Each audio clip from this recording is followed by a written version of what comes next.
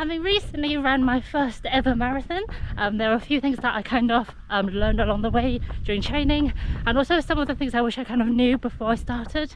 So today I'm going to share with you 5 things that I've learned running my first marathon and any mistakes that I've made. Number 1 would be start as soon as possible. So if you know you're going to run a marathon, either you're considering or you signed up for one, start training as soon as you can, even if it seems like it's a long way away. I wish I started sooner. The training plan I picked was only 16 weeks, but even then I would have wanted to start sooner. The Runner app didn't have the option to start more than 16 weeks before the marathon. So I kind of was on and off still running, but wasn't actually following a training plan properly. So my advice would be start as soon as you know you're going to run your marathon. Next tip, strength training. Make sure you do strength and conditioning workouts. Even if you do it once a week, it's still better than not doing it at all. I just believed that I would be able to run a marathon just running 3 times a week and not doing strength training. When I first started running, I incorporated strength training, but over time, just with less free time, I've just kind of stopped strength workouts, which was a mistake. And I've learned that later on during my marathon training that I really needed strength training because I had quite a lot of imbalances between my left and right, which caused me quite a few injuries during training. So strength workout is a must. Talking about injuries, my next tip would be address any niggles early on. Some of them might go away when you notice them during runs, but most of them have come back, and a couple of them have come back worse than the first time. When I first noticed niggles, I was watching YouTube videos and doing research online to try and find ways to help or ease the pain. And some of them have gone away early on when I tried looking it up and doing my own kind of workout and stretches. But some definitely have come back to the point where it ended up being too painful and I had to go see a physiotherapist. So if you notice any niggles, either rest or do what I did, look up videos and articles online and different exercises that might help. But if it doesn't go away in a couple of weeks, then definitely look into it a bit more and see a physiotherapist. I've learned that the hard way and I'm definitely not going to repeat that.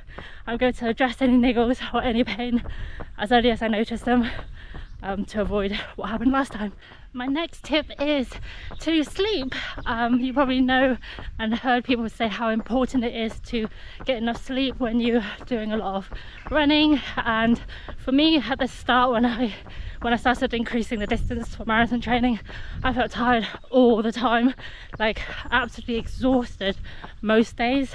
But it will go away and it will get easier as your body gets used to the amount of running you're doing. It will become less tired.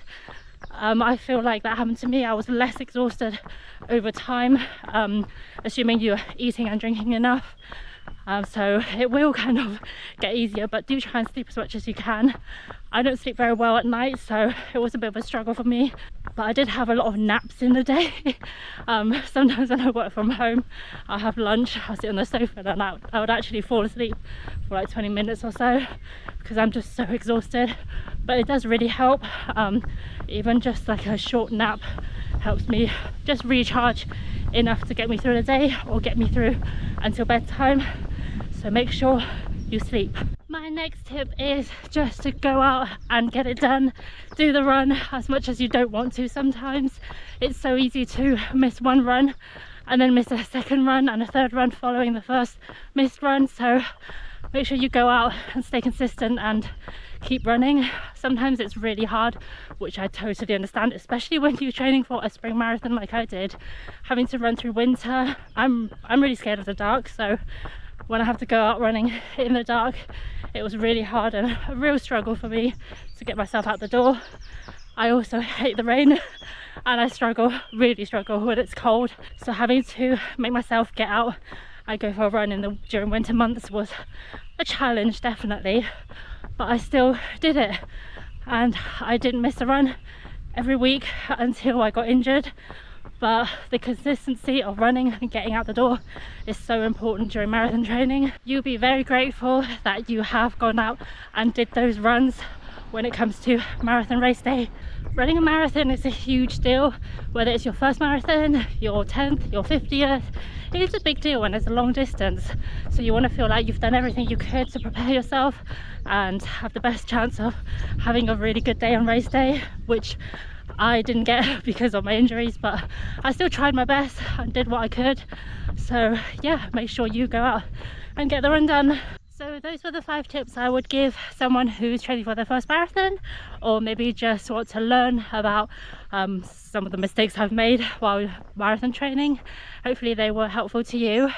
I'm currently training for my second ever marathon, which is Chicago, coming up in October. If you want to follow my journey, please subscribe to my channel. I will take you along my training journey like I did with the first marathon, and also take you along to Chicago when I run the actual marathon. So yeah, make sure you are subscribed, and if you enjoyed the video, please give it a like. My name is Uni. I'll see you on my next video. Thanks for watching. Bye.